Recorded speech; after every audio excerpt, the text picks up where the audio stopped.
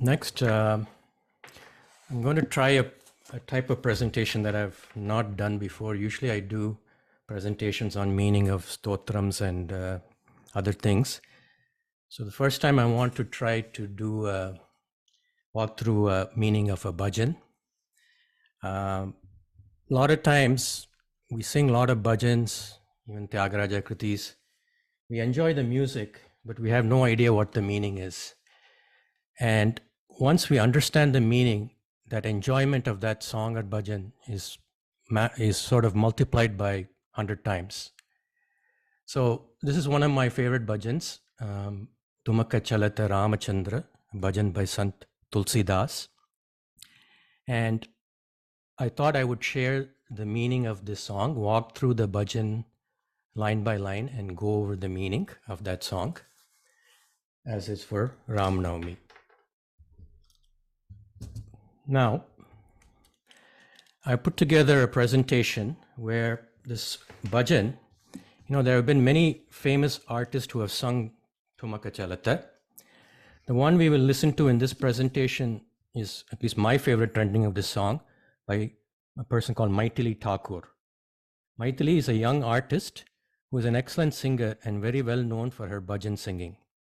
Her YouTube channel, Maithili Thakur, currently has over 4.53 million subscribers, and she has posted over 1,000 videos of her singing various bhajans and songs. I would request all of you to check out her channel. There are some very nice bhajans there that she has sung. Recently, she was awarded the Cultural Ambassador of the Year award by Prime Minister Modi. After giving her the award, Modi ji personally asked her to sing a bhajan, and she sang a wonderful bhajan in his presence. In this rendering of Thumaka Chalata, she is accompanied on the tabla by her younger brother Rishabh Thakur and vocally supported by her youngest brother Ayachi Thakur. The lyrics and meaning that I will present in this presentation have been taken from a post by R. Shankar on rasikas.org. He has provided a wonderful translation for this bhajan. Rasikas.org is a chat site where the people post the lyrics, musical notation, and meaning of Carnatic songs, bhajans, Hindustani songs, etc. So my contribution in this effort is to bring together the wonderful music of Maithili Thakur and the excellent translation of R. Shankar into a single presentation and add a little bit of extra commentary on top. Before we get to look at the meaning of the bhajan, let us talk about Sant Tulsidas, who is the composer of this bhajan. Sant Tulsidas lived from the mid-16th century to the mid-17th century. He was born in 1556 AD in a village called Rajapur in UP near Prayag. He lived for over 120 years. He wrote the Ramayana in Hindi, which is called Ramcharitmanas. Actually, it is written in a dialect of Hindi called Avadi. Though he was a great Sanskritam scholar, he decided to write it in the local dialect as it would be easier to understand by the vast majority of people. He started writing the Ramcharitmanas in 1631 when he was around 75 years old. He started writing it on Chaitra Navami Day, that is Ram Navami Day, and it took him 2 years and 8 months to complete it. He completed it on the day that Sita and Ram got married. The Ramcharitmanas tells the divine story of Lord Rama in a poetical style that fluently employed the various ragas of Indian classical music as well as folk music. This immediately was acceptable by the people as compared to the chanting of hymns in a staccato manner or discourses that were dry and boring for the masses. After a hard day's toil, a common man found rejuvenation and refreshment when he sang a part of Tulsidas's verses, rather than hearing or reading some long winding discourse telling him about some distant and unknown God. In fact, when you go to the north, when they say Ramayan, it means Tulsi Ramayan only. He also composed the famous Hanuman Chalisa. It is called Chalisa as it has 40 verses in it in praise of Hanuman. He also composed many famous other bhajans. Other than Thumaka Chalata, he composed Bhajamana Rama Charana Sukhadhai, Sri Ramachandra Kripalu, Nainaname Siyaram, Gaiye Ganapati, etc. He was a great devotee of Lord Rama. Through his writings, he spread the message that having love, devotion, faith, and submission for Lord Rama, who is no one else but the incarnate Supreme Being, it is the easiest and most convenient method for finding mukti, liberation and deliverance, shanti, peace and tranquility, sukha, happiness and joy, and ananda, bliss. For achieving this aim, the individual needed only to inculcate the habit of constantly remembering the Lord and focusing his mind on him and his holy name, a method which the scriptures define as bhakti yoga. In fact, it's interesting, he even had darshan of Lord Ram when he was alive. So let me quickly narrate that story for you, and I've taken this from the book Sant Tulsidas, A Life Sketch. So the story goes, every day after his morning ablutions, Tulsidas would pour some water at the base of the holy banyan tree. A spirit lived on that tree, which was suffering due to some mistakes of the past evil deeds that it did. The spirit was able to quench its thirst and heard the divine name of Ram, which Tulsidas would utter while pouring the water. The spirit was absolved of its sins and found liberation. So it blessed Tulsidas and told him that he can have a wish fulfilled. Tulsidas wanted darshan of his beloved Ram, and so he asked for this boon. The spirit told him that an old beggar-like man attends Tulsidas's discourses every day. He is the first to come, sits at the back of the congregation, and is the last to leave. He would help Tulsidas to meet Ram. Next day, Tulsidas found the old man out, caught hold of his legs, and besieging him to make him see Ram. This old man was no one else but Lord Hanuman in disguise. You know, it said when Rama went back to Vaikuntham from Ayodhya, he took all the residents of Ayodhya with him. But Hanuman didn't want to come, because Hanuman didn't want to come into Vaikuntham and see the Paravasudevan form with 4 arms and with Shanga and Chakram and all. Hanuman only wanted to always see his Sitaram and always be hearing that Ram Katha. So it is said that Hanuman stayed back in the world, and wherever Ram Katha and the Ram Nama is chanted, Hanuman is there. So this is an example of that. So once Tulsidas asked Hanuman, Hanuman advised Tulsidas that he should go to Chitrakoot, a place amongst the mountains where Lord Ram had spent the earlier part of his forest exile, and there he will have a darshan of the Lord. Tulsidas went to Chitrakoot and made it his habit to first take a bath in the river and then prepare a paste of sandalwood that he would apply to his own forehead as a tilak. He would also apply it to those devotees who came to take a bath in the river, saying that, and when he applied it, he would say the name of Ram each time. Shortly after his coming, one day Lord Rama appeared before him and asked him to give him some sandalwood paste and apply it on his Lord's forehead. Not only this, then the Lord applied the paste to Tulsidas's forehead with his own hands. What more could Tulsidas want? He got the fruit of his life. He became ecstatic and immediately went into a trance-like state of extreme bliss known as samadhi that is said to have lasted for the next 3 days. So that's the wonderful story of how Lord Ram gave darshan to Tulsidas. Now let's start to look at the meaning of the bhajan. First line, Thumaka Chalata Ramacandra Bhajata Penjaniya, which means the anklets on his feet, which is make a tinkling sound as the toddler Rama walks and moves unsteadily. Penjaniya, the anklets, Bhajata, they make a sound. Ramachandra, as the baby Rama, Chalata, he walks and moves. Thumaka, very unsteadily, because we know toddlers, when they're just learning to walk, they walk very unsteadily, right? So this is the scene that is being described. Now let us listen to the music.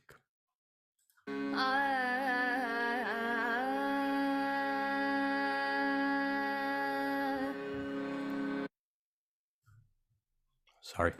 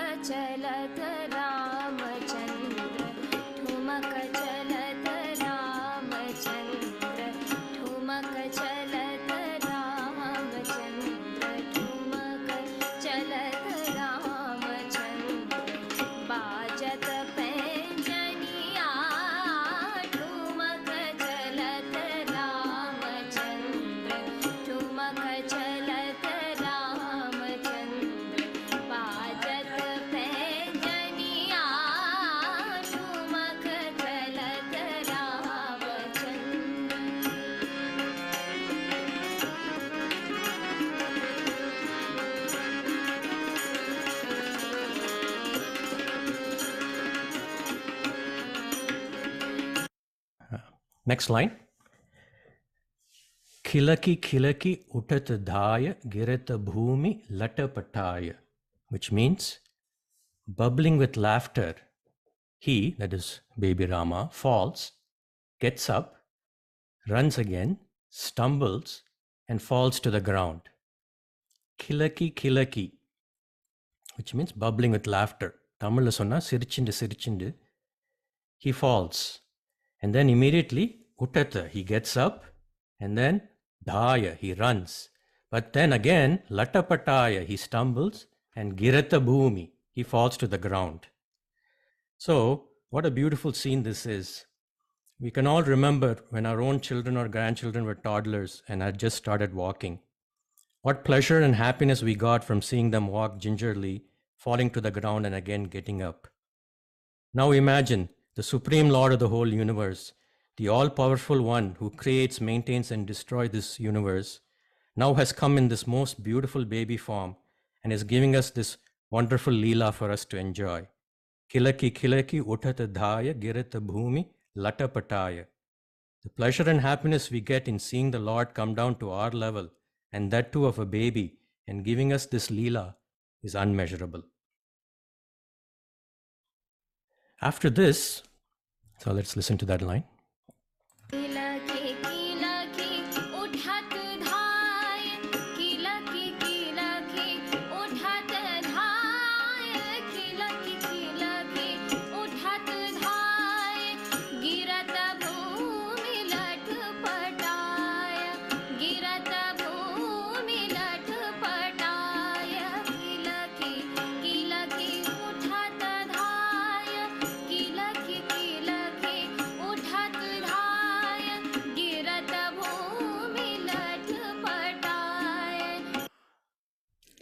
Next, Tulsidas says, dhāy mātu godalet dasarata ki raniya, which means, seeing this, the queens of Dasharatha, that is his mothers, run and pick him up and hold him on their laps.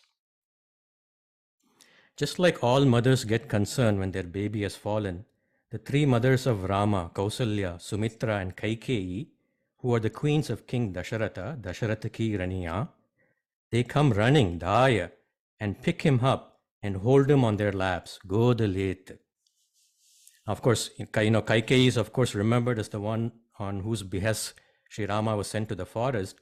But actually, before her mind was poisoned by Mantara, she had great love for Rama, and Rama also had great love for her. So all the mothers here are showing great love and concern, and they come running and they pick up the baby Rama and place him on their laps.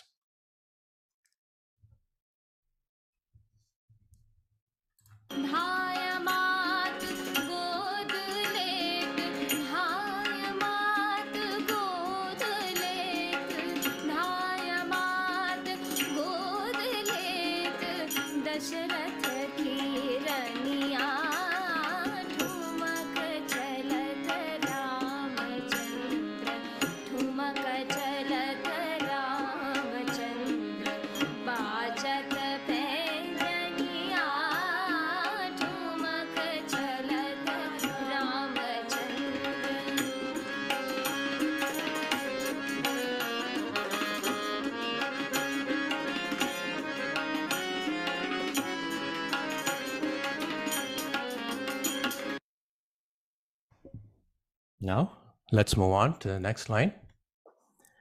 Anchalaraja anga jari vivid bhanti sodulari, which means, using the pallu of their saris, they, which means the mothers of Rama, they clean the dirt and bruises from his limbs and comfort and caress him in many ways. Anchalaraja, the pallu of their saris.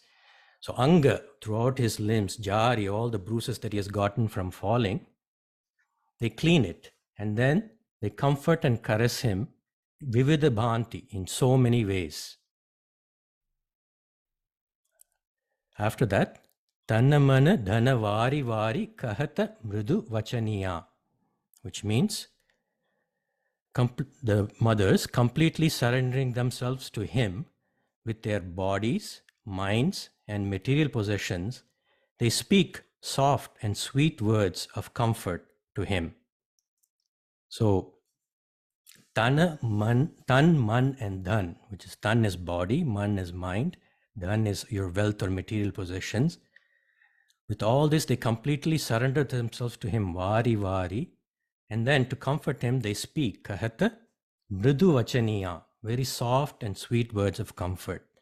Let us listen to this line, and then I'll come back and talk a little bit about tan, man, and dhan.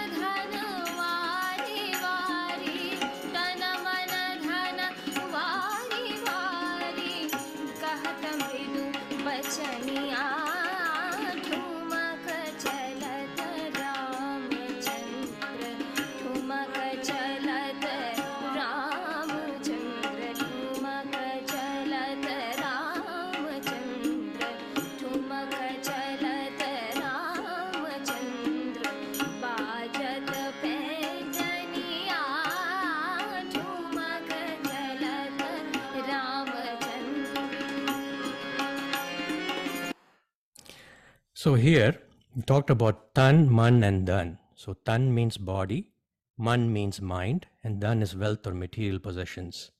Here, the mothers of Rama are serving him with their body, mind, and wealth.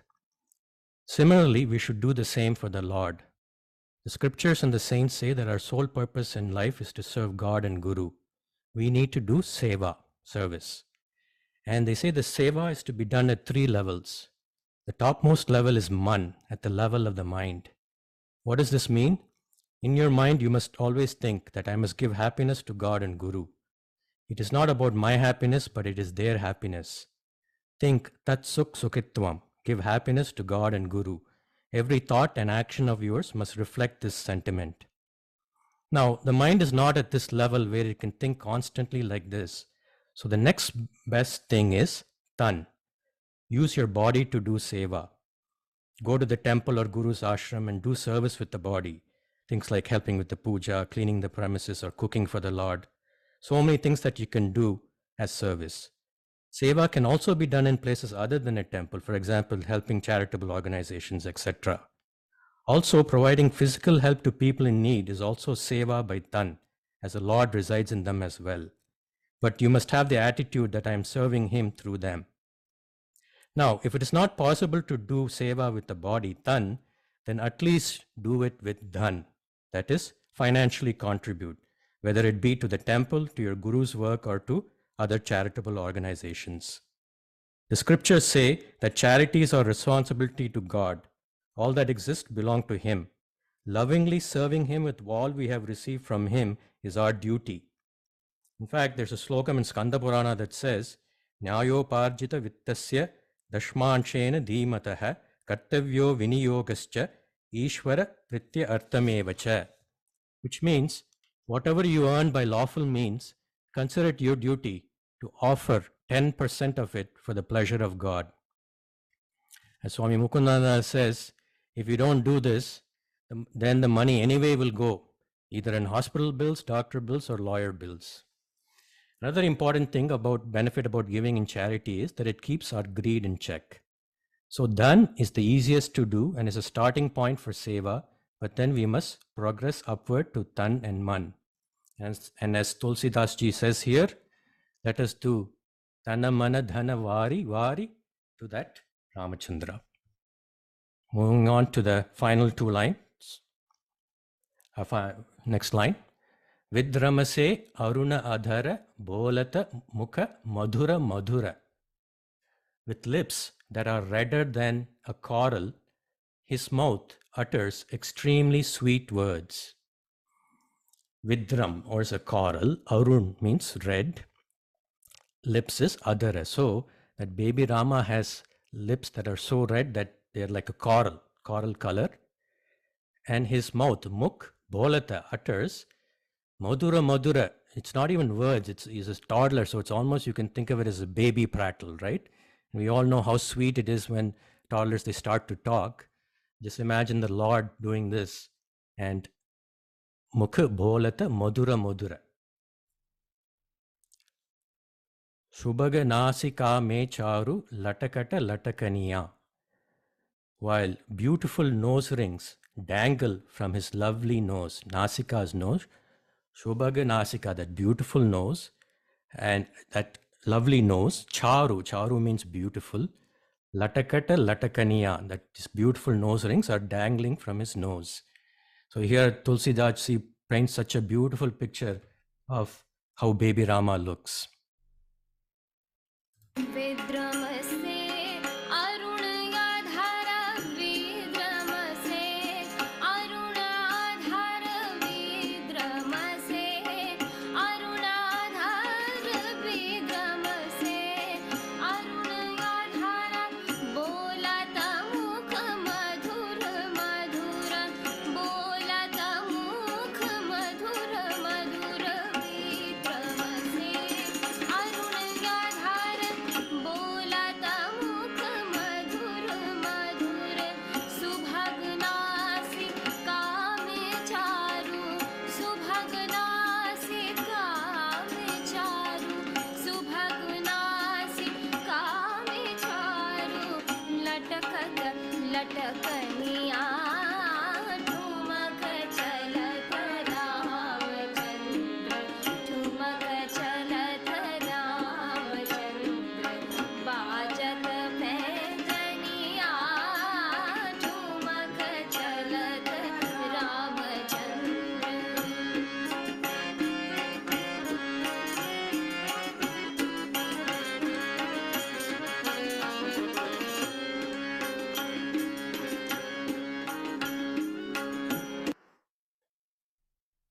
Okay, the final two lines.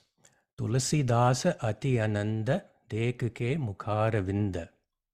The composer Tulsidas experiences extreme and heightened bliss as he sees and takes in the lotus-like face of this baby Rama.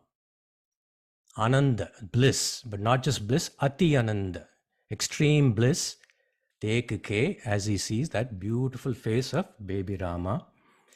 And now, Raghuvara chabi ke samana, Raghuvara chabi baniya. So here, poet says, Rama's beautiful face, the poet here, he tries to think, is there anything that is more beautiful than Rama's face? So after thinking for a while, he comes to this conclusion that Rama's beautiful face can only be compared to Rama's beautiful face. That is, Rama's face is incomparable. Raghuvara chabi ke samana, Raghuvara chabi baniya. This is sort of a simile he's trying to think of here. This sort of a thing is also used in other songs as well. Other poets use that. So like Tulsidas ati anand Tulsidas ati anand